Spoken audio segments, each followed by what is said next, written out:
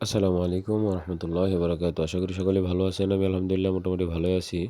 আজকে আমার মুরগির ছোট্ট বাচ্চাগুলোকে নিয়ে এসে বললাম, যে কারণে বাচ্চাগুলো অনেক বাইরে ফ্লোরে ছাড়া হয় কম, এবং কি ছাদেও ছাড়া হয় কম, যে কারণে এটা বেশ একটা প্রকাশ হয় না, দেখা যায় না, বোঝা যায় না যে আমি খাঁচার মধ্যে রাখি এই কারণে। আর এটা ভ্যাকসিন দেওয়া হয়ে যাওয়ার পরে আমি খাঁচাতে বেশি রাখি না, কিন্তু এবার এই সময়টাতে আমি একটু মানে ঝামেলাতে আছি, একটু দৌড়াদৌড়ি কাজে আছি, যেই কারণে খাঁচাতে রাখতে হইতেছে। ভ্যাকসিন দেওয়া হয়েছে আমার মোটামুটি অনেক দিন হয়ে গেছে।